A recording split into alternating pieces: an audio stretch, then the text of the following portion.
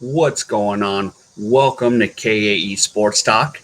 And if you guys can give me the HKO special, help the king out. Hit the like, subscribe, and comment. Now I'm going to talk about last night the women's Philippines team won their first match. So let's start it off on the Instagram. Now I did try to play the video, so this is my second take at making this video. But they wouldn't let me show the video. So, but I can at least show you some of the pictures. And yep, there's a FIBA Women's Cup. So, yep. And this here is where Sabrina Bowden scored the goal. So, yep. So, and there she goes. Yep. And she is celebrating. Yes, with joy. So, there you go. And there she is again. And yes, so Philippines scored their lone goal and they won 1-0 over New Zealand last night. So you can see based on all the Instagram, and this is them, at the game. So yep, and yep, the Philippines. So they finally got their first goal. I mean, their first victory. Yep. And yep. So there we go. All right. Now I want to show you. Let's see them singing the national anthem. Of course, there is no sound to this, but at least compared to what you see with the women's team for U.S., most of them not singing the national anthem. Well, at least these American-born Filipinos, they sing their national anthem with pride. So check this out. But sorry, there's no sound, but let's take a look.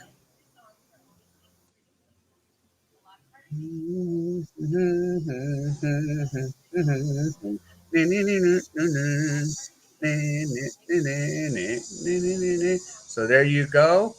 Yep. So the proud Filipino fan. So there you go. And I'll just hum in the tune. So just in case you don't know what it is. So yeah. So that's how it goes. All right. And now I'm going to talk about, yes, we share blood, the U.S. born players leading the Philippines World Cup charge. Of course, the U.S. players, there's 18 out of 23 from the USA, including Serena Bowden, who scored the goal.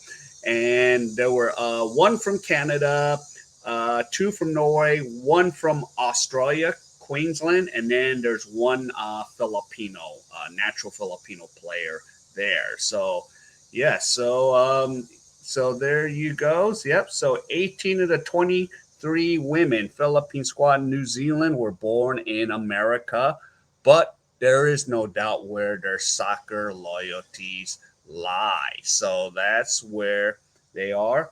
So yeah, and what is this? Tahini Honest still remembers the epiphany that she had nearly a decade ago, where she realized that international soccer could be in her future because she is 34, and usually she was coaching in the United States, and she was at a professional combine helping out a friend she had met while playing in Iceland. But one of the coaches at the event was Bruno Baltazar, who at the time was an assistant coach for the Philippine men's team. So Baltazar suspected that Annis might be like Filipino American. So she recalls after confirming as much, he asked a simple question.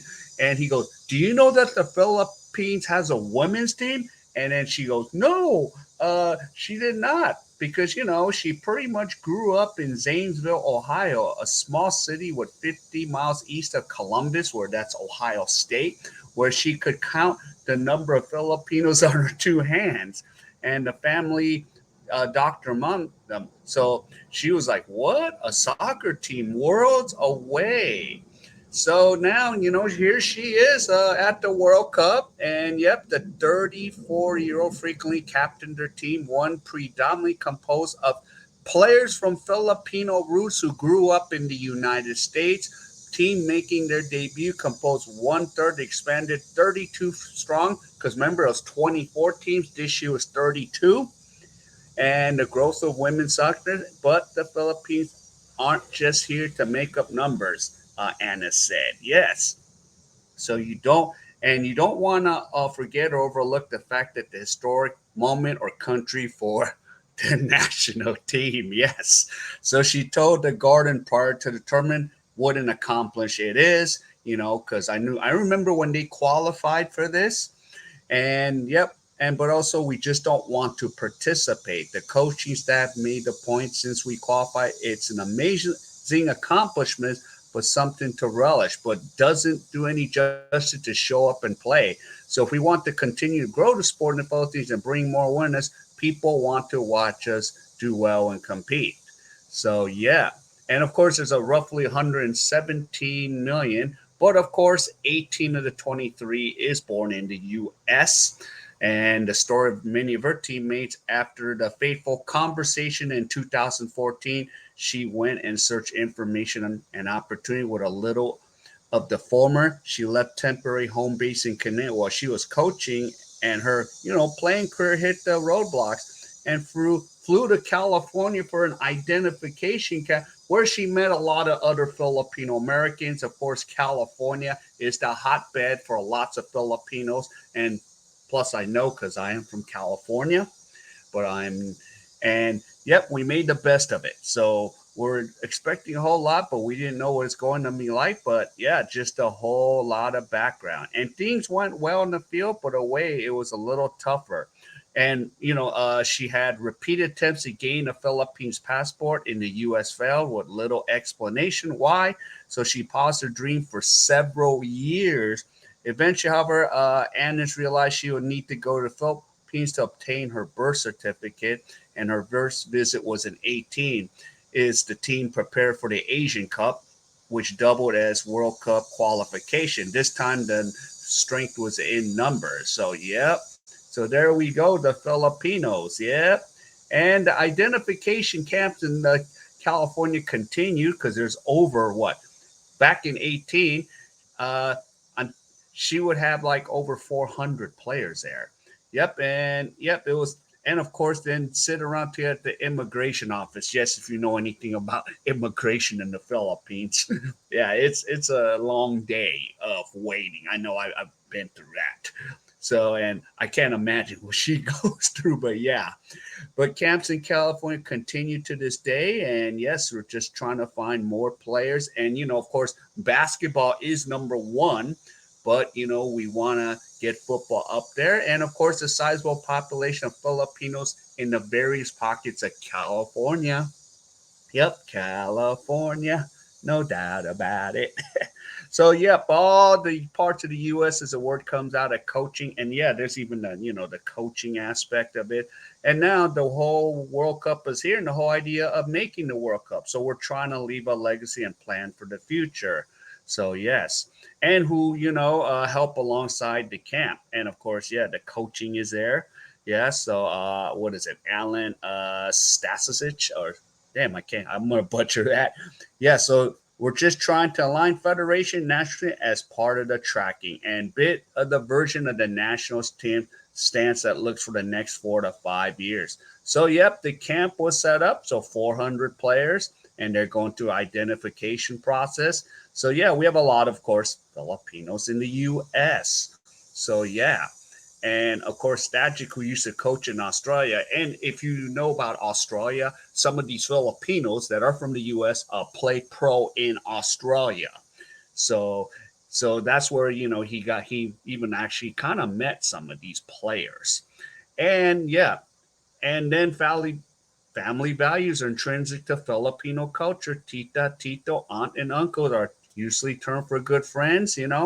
And Honest remembers from a young age having to ask her parents who the relatives at parties because everyone got the same designation. So Annie's mother, who came to the U.S. 4 decades ago at the age of 14, has family in Cleveland. So as a child, Annis loved a short trip to see them immerse himself in the Filipinos in a way she could not seen in her hometown. So yep, the players, yeah, are like enculturating in their Filipino culture. Travel to Chile for a pair of World Cup preparations. And yes, there's Filipinos everywhere since we know we have them, World Cup or OFWs all over the place. So yeah, so unfortunate, yep, they did lose 2-0, but last night, yeah, they just decided to win it. Yes, they won the game. And of course, I'm going to end with this. It doesn't matter if you grew up in Manila or if your family's been in the States, the common goals were playing for a country and for all the football players in the Philippines. So, yep. So that's where we're at with this article. So, yep. And we had a lot of Filipinos there last night. So, yep. Even Wellington, which is a capital of New Zealand. So we had a lot of them there. And here's another thing, because I am an American too. Of course, I am not Filipino. Just in case if you guys are wondering, like, why is he talking like? No, I'm not Filipino at all. But for you Americans, if you cannot get behind the U.S. because we have so much turmoil in the U.S. You can get behind these ladies, man. Get behind these U.S. born Filipinos. I say go. And of course I've been behind them regardless because I've been kind of following since they qualified. So I already knew they were coming here, and I finally am happy to do this article. They won last night. I hoping that we have one more match. Hopefully, it's not the last, but it's against Norway, and actually Norway lost to New Zealand, and then they tied last night. So Norway's going to be hungry to beat us. So this could cause a conundrum of things because now the Philippines have won, and Switzerland has 4 points now. Norway has one, so 1 point, and New Zealand has three. So we have a 4-3-3-1 battle. So we have to see. So the last match is going to be very critical. So yeah, but one thing is, yep, they're here and they showed up. They won. I'm so happy to see them win this. And yes, we there's a shot. So now we have a shot to make it into the finals or to make it to the knockout round of 16. So yeah, so if any of you enjoyed this content, man, please hit the like, subscribe, and comment on this. What do you think about this? So everyone, I will see you in my next video.